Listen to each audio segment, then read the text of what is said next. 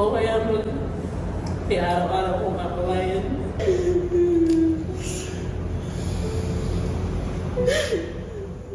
Trending na naman ngayon ang Toro family. Sa isang uploaded video ng Toro family kahapon January 13, naging emosyonal si Tony Fowler matapos mapaiyak ang kanyang sister na si Mama Marie sa isang interview ng kanilang vlog na may caption na Season 2, Move On. Mabigat pa kasi umano ang loob ni Mama Marie dahil kakahiwalay lang umano nila ng kanyang ka-live-in partner na si Papa Odi.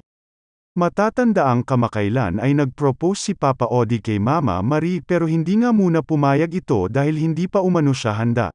Ani naman ni Tony Fowler, "Grabe, iyak nang iyak ako off-cam. Kasi pakiramdam ko kasali ako sa pain na nararamdaman ng ate ko, nang umuwi naman ng bahay si Mama Marie." Emosyonal naman ito at hindi pa din tanggap ang hiwalayan nila ni Papa Odi. Saad pa ni Mama Marie habang umiiyak, "Sinayang lahat ni Odi. Tignan mo yung itsura ng bahay. Wala ng tao. Ibang-iba yung bahay nang wala si Odi. Kasi bawat sulok ng bahay na yun parang siya yung laging nakikita ko. Alam mo yung kahit nasa loob kami ng iisang bahay. Wala akong ibang sinigaw. Papa, love, nasaan ka? Kahit nasa banyo siya tagal mo naman lumabas. Nanibago talaga ako. Para talaga akong pinunit. Kasama ko yung time na yun yung mama niya. Yun yung unang uwi ko sa bahay.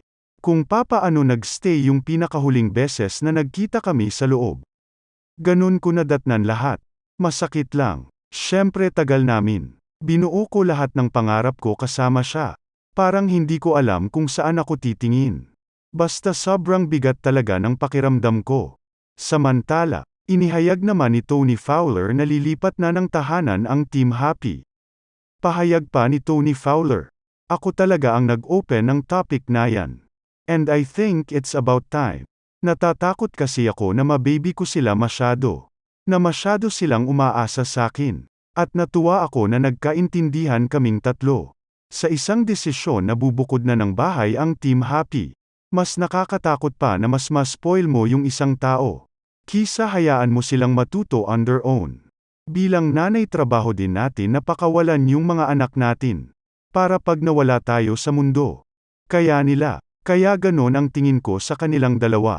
Tinanong naman ni Tony Fowler ang kapatid ni Happy na si Pai Galang kung sasama ba ito sa kanyang ate na si Happy.